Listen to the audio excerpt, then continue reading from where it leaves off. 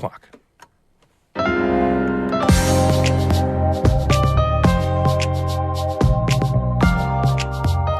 Good morning. This is Northern Light for Monday, April 29th. I'm Monica Sandreski. And I'm Todd Moe. An Adirondack forest ranger died while ice climbing in Alaska this last week.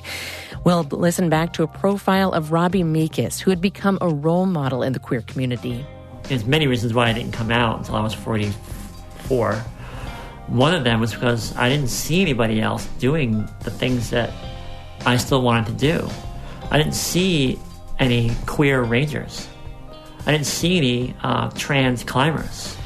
Former Ivy Ridge students and community members rallied in Ogdensburg Saturday. Comes after a documentary alleges abuse that took place at the now-closed boarding facility. Also, the governor hopes to returning to a classic reading technique will improve literacy in New York school children.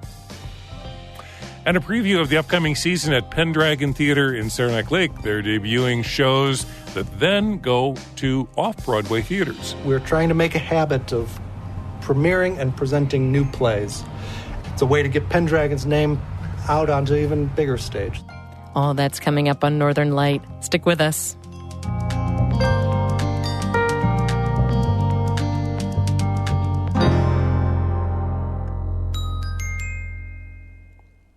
Broadcast in Northern Light here on North Country Public Radio is supported by Adirondack Experience, the museum on Blue Mountain Lake, exploring people's connection to the Adirondacks with interactive exhibits and culturally rich collections, reopening May 27th, the adkx.org. And by Apothecary Chocolates, making gourmet chocolates by hand from all natural herbs, botanicals, and tree syrups. apothecarychocolates.com.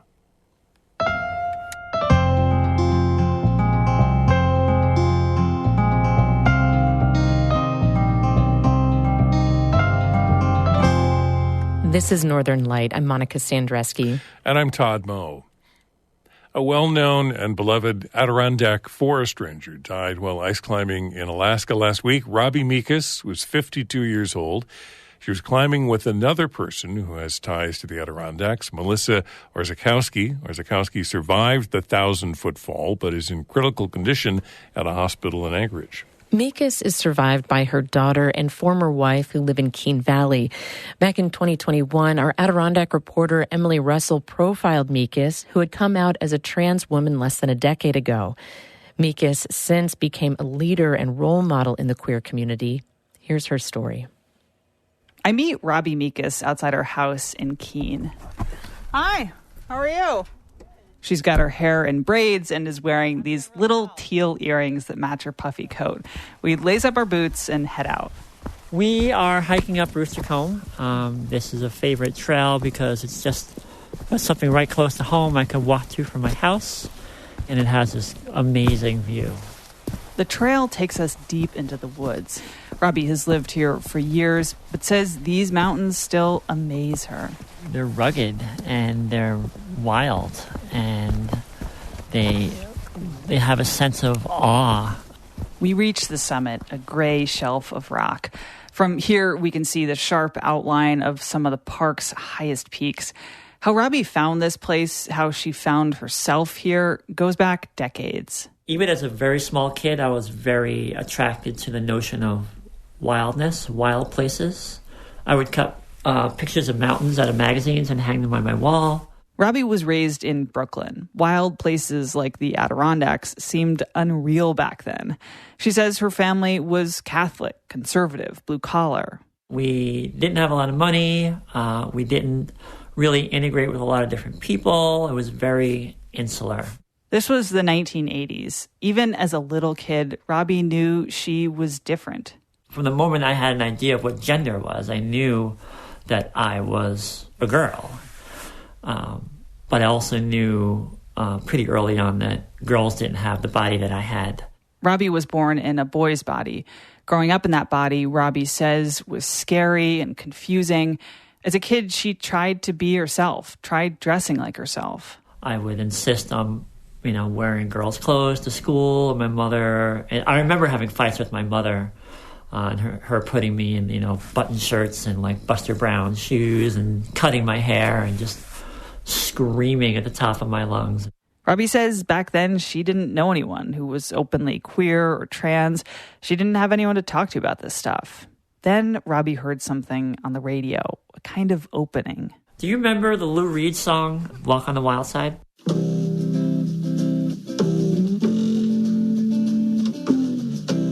The first character in that song was Holly, right?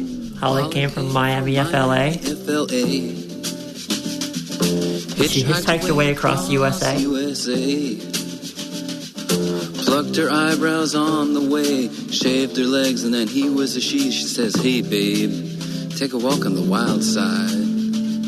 Said, hey, I wanted to be Holly. Take a walk on I wanted to be that girl who just owned her identity and took her life in her own hands and went off and lived it. And that was what I thought I was going to do. Her plan after high school was to pack up and leave home, live as an openly trans woman. But I was scared. I was scared and afraid, and I didn't know how I was going to live my life. Robbi says she couldn't see a safe way forward, so she stayed in the body she was born in for years. The next opening came one day when she was looking through a newspaper. She saw an ad for a climbing gym. From the first time she roped up, Robbi knew this was the community for her. It was the first thing that just brought all sorts of different people together. You know, rich people, poor people, men, women, people who looked different than I did, had different colored skin than me. Everybody was equal at the cliff.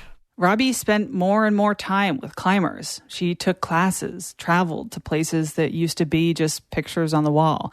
That's how she found the Adirondacks. We took a trip up to the high peaks here and instantly fell in love. Things were starting to click. She found a place that felt like home. And on that first trip to the park, Robbi talked with a forest ranger. And I knew right from that day that this is where I wanted to be and this is what I wanted to do with my life. So she went for it. In 1999, Robbi Mecus became a New York State forest ranger. She was in her 30s, working her dream job, and she says she thought maybe this was enough. Maybe she could make her life work and be happy in a man's body. She even got married, had a daughter. If I settle down and I get married and have a kid, that's going to cement, that I'm not trans. Maybe I'm just gender curious. Maybe I just need to express myself once in a while. When she says express herself, Robbi means cross-dress. Robbi would go down to the city every once in a while, dress like a woman for a day or two, and come home. But Robbi says that made things more complicated, scary even. Every time I did it, it became harder and harder to come back. It became harder and harder to go back to being who I knew I wasn't. Been pretty fortunate in my life. I never suffered from depression. I never had suicidal ideation, but that was the first time in my life that I thought, I can't continue doing this. I'm going to wind up dead. So 3 years ago, when Robbi was 44 years old, she decided it was finally time. She remembers the night she told her wife she planned to transition. I just kind of walked into the house and broke down and told her everything. That was a hard day. Yeah. Robbi also had to come out to the people she worked with. A lot of the Adirondacks are like the bubble she grew up in. Conservative, blue-collar, not a big community of openly queer or trans people. Robbi thought maybe this thing she loved to do, her career as a forest ranger, was over. My job relies on those personal connections with other rangers and personal connections with fire chiefs and local police chiefs and all that stuff. And I was pretty convinced that wasn't going to be there and that I wasn't going to be able to do my job. So I had to accept the fact that I wasn't going to be a ranger. But then this surprising thing happened. People who knew her coworkers, they supported her, respected her.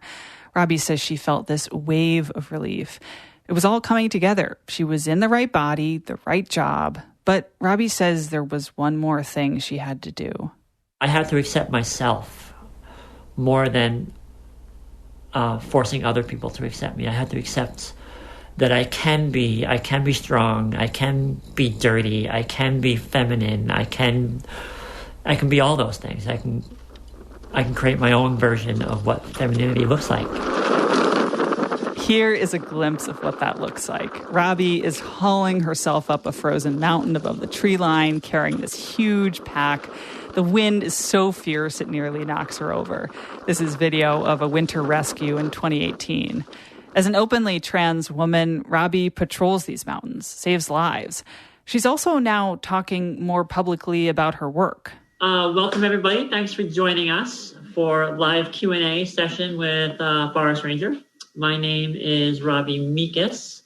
Robbi does these Facebook Live events where she answers questions about climbing and camping in the park. She's also written for a major climbing magazine, performed at live storytelling events. It's scary putting herself out there, Robbi says, but it's important that women like her be seen. There's many reasons why I didn't come out until I was 44. But one of them was because I didn't see anybody else doing the things that I still wanted to do, and I didn't think I could do them. I didn't see any queer rangers. I didn't see any trans climbers. Robbi hopes her story will make it just a little easier for people who feel different and afraid to come out as trans or queer. But she also says one part of accepting herself is accepting how long it took to get here. I often think about what would have happened with my life had I become Holly, where my life would have gone. You know, the sad reality is that people who did that, who had to do that back in the late 80s, early 90s, they had a hard life. So in some ways, I'm sad that I didn't transition way back then. I'm very sad that I lost those 20 or 30 years of living an honest life. But in other ways, I'm content with how my life turned out. Letting Holly go meant after a lot of work and some really hard years, Robbi could be a mom, a forest ranger, a climber, and a role model. She's part of this bigger change where trans and queer people can be anything. Emily Russell, North Country Public Radio. That story first aired in 2021. Robbi Mecus died in an ice climbing accident in Alaska last Thursday. She's survived by her daughter and former wife who live in Keene Valley, as well as additional family members.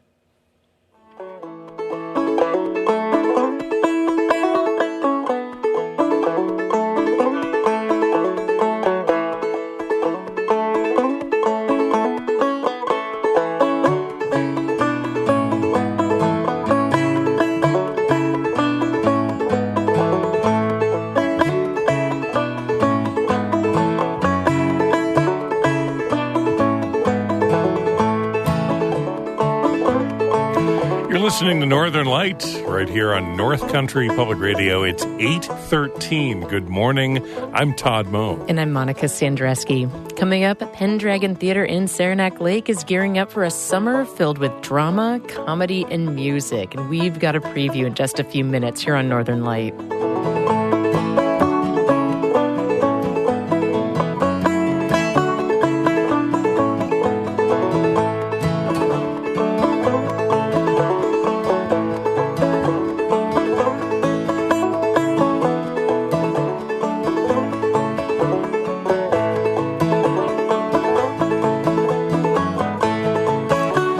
Music by Dan Berggren out of Ballston Spa. The Northern Light is supported by the Village Mercantile in Saranac Lake, established in 2011 with a mission of community-fueled solutions with essentials for home, camp, and gift-giving.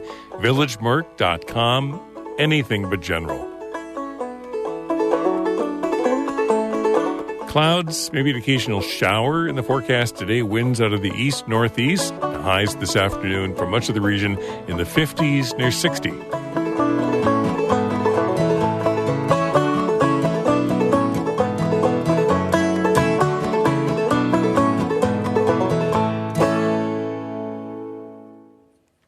A group of former students of the Academy at Ivy Ridge held a protest in Ogdensburg Saturday to draw more attention to their claims of abuse. The demonstration follows the release of a Netflix documentary called The Program last month. It includes detailed testimony of physical, sexual, and mental abuse allegations, often with found documents as evidence at the now closed boarding school for troubled teens. Catherine Wheeler was at the protest and has our story. Around 45 former Academy at Ivy Ridge students lined up on the steps of Ogdensburg City Hall for a photo.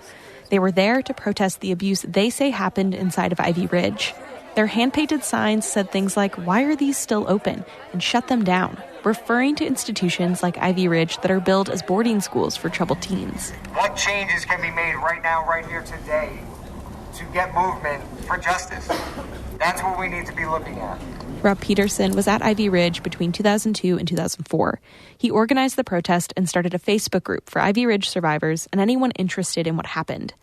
He says he wants more lawmakers supporting the Stop Institutionalized Child Abuse Act, a bill in Congress that would study and prevent child abuse at youth residential programs. Why there are not more co-signers from politicians on that today is just mind-boggling. So if we're going to expect, if we want something change today, what we want to see first, more names on that and more actions on that. Peterson and other survivors have shared their stories about trauma and anxiety they say they still have because of the treatment they endured at Ivy Ridge. Former administrator Jason Finlinson has defended Ivy Ridge's military-style tactics. In an op-ed to the local paper, he called the Netflix documentary inaccurate. Stephen Casmo attended Ivy Ridge. He says even though it closed in 2009, they're doing this for kids still inside facilities like it. When we sat in that place, we were hoping there'd be somebody outside trying to help us. We had nobody, no awareness, nothing. These kids are sitting there today, and they don't even know we have the awareness and that we're trying to help. So we are in a position to be that helping hand of what we fantasized about. We can actually be for them. Dozens of Ogdensburg community members came out to show support for the survivors. Some have even helped to organize and donate funds so that former students could get together. The documentary has led many former students and viewers to look for former staff members on social media. After it premiered last month, the state put former Ivy Ridge employees who now work at the St. Lawrence Psychiatric Center on leave. Alexa Cross and Aaron Corbine are Ogdensburg locals. They said they couldn't be silent about what's happened in their community. Either you're related to someone who worked there, you knew someone who worked there, or if you don't believe it, there's no way. If you think we're not related to someone that worked there or know someone very well that worked there, we'd be lying. We just don't care. Because you do and you say the right things and you stand up for the right things, regardless of what people think and say and do. Cross says this protest and further advocacy aren't about going after local former employees.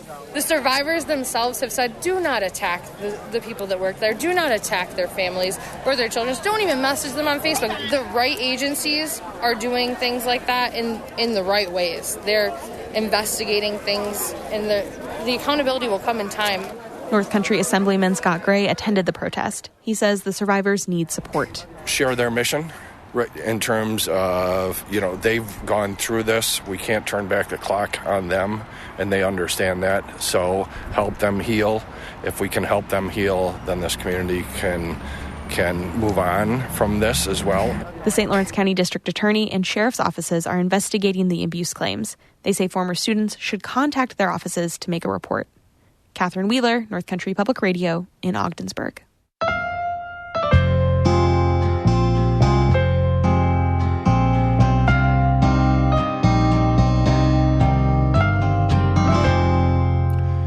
Last week, over 90 residents, businesses, and organizations across the North Country signed a letter of support for Kelly Metzgar. That's after someone has repeatedly torn down and vandalized pride flags, which Metzgar, a trans woman, has put up outside her home in Saranac Lake. Metzgar is the executive director of the Adirondack North Country Gender Alliance, which coordinates pride events and education in the region. As the Adirondack Explorer reports, Saranac Lake's police chief says someone has trespassed on Metzgar's property at least 3 times to vandalize her pride flags.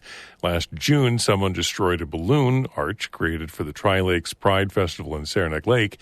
The police chief and Metzgar say it could be a single person keeping track of Metzgar's movements, as the last vandalism occurred when she was charging her security cameras. Metzgar, who has lived in her home for over 40 years, says she's not afraid, doesn't feel threatened, and has said, quote, "I'm not leaving." New York is temporarily imposing import requirements on dairy cattle coming into the state. That's in response to concerns about the avian flu, which has been detected in dairy cattle and goats in several other states, including Michigan and Ohio. The State Department of Agriculture says it's monitoring the avian flu situation closely and that the import requirements will help keep the disease out of New York livestock.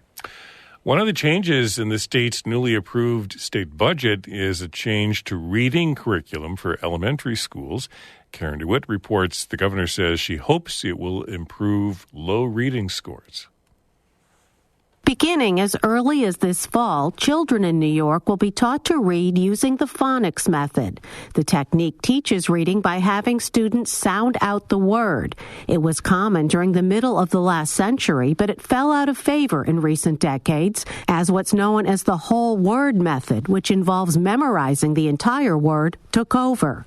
Hochul says data shows that the phonics method greatly improves children's reading skills, and she says the state will now return to it as part of her Back to Basics plan.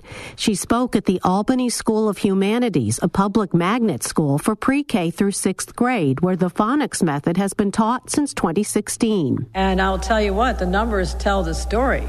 The number of Albany students in grades 3 through 8 passing the state ELA exam has increased by nearly 50%. That's incredible. Let's give that a round of applause. I mean, that's... Hochul says 67% of third graders in the school were found to be proficient in English, compared to the statewide average of just 45%. The state currently ranks in the lowest third of all 50 states for reading proficiency.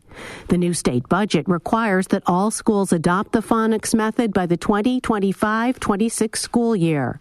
It also provides $10 million to train 20,000 teachers at the State University of New York at New Paltz, where a micro-credentialing course in phonics is offered. SUNY New Paltz is perhaps the only place in the nation that has a micro-credential in this, so we're sending teachers there to get this additional learning, and they're coming back and going right into schools. Hochul earlier dropped another education-related budget initiative. She wanted to end the provision known as Hold Harmless. That guaranteed that no school district received less money in the budget than it did the previous year. The plan proved unpopular among school leaders and state lawmakers, and it was scrapped in favor of a study to examine the best way to redistribute school aid based on whether a school district is losing or gaining population. Overall, the state is set to spend $36 billion on schools in the new fiscal year. In Albany, I'm Karen DeWitt for the New York Public News Network.